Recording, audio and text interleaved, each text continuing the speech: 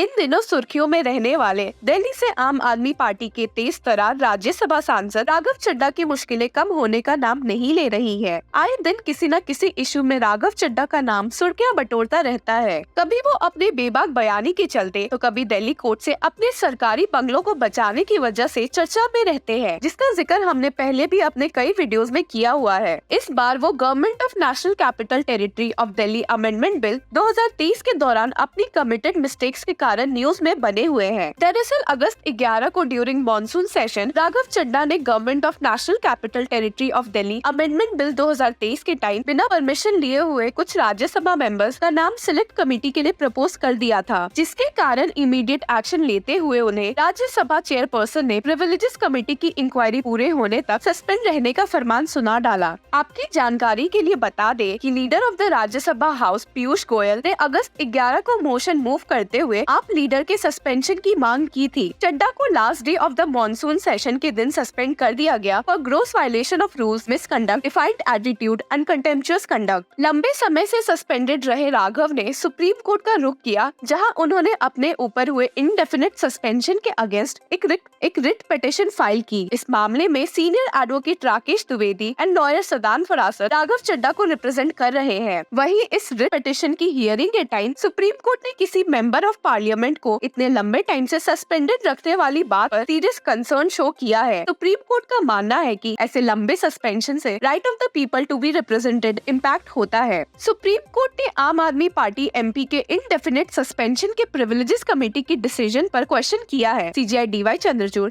Justice JB Pardiwala और justice Manoj Mishra की bench ने ओरली रिमार्क देते हुए कहा कि principle of proportionality had to be kept in mind and that exclusion of the voice of an opposition party was a serious matter. The CJI added, "We must be very careful about not excluding those voices from the parliament." Bench ने hearing के time Rajya Sabha secretariat and others जो की respondents हैं, उनसे question किया कि क्या चड्ढा का ये action breach of the parliamentary privileges है। सीजीआई ने आगे कहा कि रूल ऑफ द हाउस के अकॉर्डिंग किसी भी मेंबर्स को सेलेक्ट कमेटी में अपॉइंट करने से पहले उनकी परमिशन लेना जरूरी है। क्या राघव के विदाउट परमिशन उनके नाम को यूज करना और सेलेक्ट कमेटी में प्रपोज करने की इस गलती के कारण इतने लंबे समय तक उन्हें सस्पेंड करना सही होगा। सीजीआई ने आगे पॉइंट आउट किया कि अगर कोई भी मेंबर हाउस को डिस्टर्ब करता है, उसे भी केवल रिमाइंडर सेशन के लिए ही सस्पेंड किया जाता है। सीजीआई ने attorney general of India R Venkataramani से कहा कि is this worse than the disruption of proceedings? Is this really on a higher level? A person who disturbs the house is excluded for the rest of the session. In this case, alleged infraction is that he didn't verify. Some proportionality is now an invented part of a jurisprudence.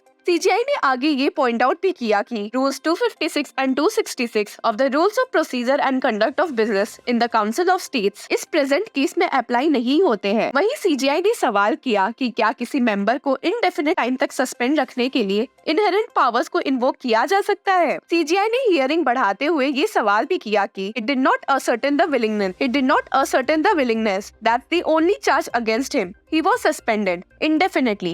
Rules 256 and 266 ex facie have no application. We should also apply the principle of proportionality. Since there is no outer limit prescribed for the Privileges Committee to conclude its inquiry, would this mean that Chadha remains suspended indefinitely? वहीं राघव की तरफ से appear कर रहे senior advocate Rakesh Dwivedi का कहना था कि I am making a statement that I respect Rajya Sabha. I have apologized earlier and I am willing to give a written apology to the chairperson. But the process being followed is patently illegal and violative of the law and constitution. This is patently violative of fundamental rights and conventions of the past and has dangerous consequences. If the Supreme Court's power of contempt is canalized, why should the Parliament's power of privileges be not? आगे राकेश द्विवेदी ने court proceedings में कहा कि at least 11 incidents past में ऐसे हुए हैं जहां मेंबर्स ने ऑब्जेक्ट किया था for proposing their names in select committee. इससे पहले अगर किसी प्रपोज्ड मेंबर को ऑब्जेक्शन होती थी तो सिलेक्शन कमेटी से उनका नाम ड्रॉ कर दिया जाता था। इतने हार्श एक्शन नहीं लिए गए कभी। Dwivedi cited the supreme court's judgment in Ashish Shelar versus Maharashtra legislative assembly in which the court set aside the indefinite suspension. जब द्विवेदी ने राघव चड्ढा की माफी मांगने की विश को सीजीआई को बताया तो सीजीआई ने अटॉर्नी जनरल से पूछा if the Rajya Sabha chairman could revoke the suspension accepting the apology thereby obviating the need for the Supreme Court to lay down the law। हालांकि इसके जवाब में अटॉर्नी जनरल ने बताया कि हाउस ने रेजोल्यूशन को पास किया था और चेयरपर्सन बस उस पे एक्ट कर रहे थे। अटॉर्नी जनरल ने exercise of the privilege by the house में सुप्रीम कोर्ट के इंटरफेरेंस की जुरिस्डिक्शन जुरिस्डिक्शन पर क्वेश्चन किया। अटॉर्नी जनरल ने आर्ग्यू करते हुए कहा, the sole question is whether this court can enter this matter. No, even with a dispassionate understanding of the case, I have never seen any court to even come close to look into this matter. To test the rules of the House on administrative principles would be outside the purview of the court. Dwivedi ने आगे in re Keshav Singh 1964 judgment का reference देते हुए कहा कि court ने past में भी अब्यूज ऑफ लेजिस्लेटिव प्रिविलेजेस के मामले में इंटरफेयर किया है। हियरिंग के दौरान अटॉर्नी जनरल ने राघव की प्रेस को दिए कमेंट्स की तरफ इशारा करते हुए कहा कि चड्डा ने हाउस की डिग्निटी को लोअर किया है, जिसके कारण हाउस ने डिसाइड किया है कि he should remain suspended. CGI ने इसका जवाब देते हुए कहा, mister AG, does this really reduce the dignity of the house? A member who should have verified the inclusion of members in his committee, he doesn't. He says this is like a birthday invitation card. What he obviously meant was that if you want to come, you come. Does this cause a breach of privilege? Bench ने hearing को 3 नवंबर 2023 तक अडजर्न कर दिया है। Bench ने Thursday तक दोनों parties को कंपाइलेशन फाइल करने को कहा है। एंड में सीजीआई ने कंक्लूसिव रिमार्क देते हुए कहा कि we may not go into the broader question of privileges. Let's not expand it more than necessary. We are not going in the jurisdiction of privileges committee.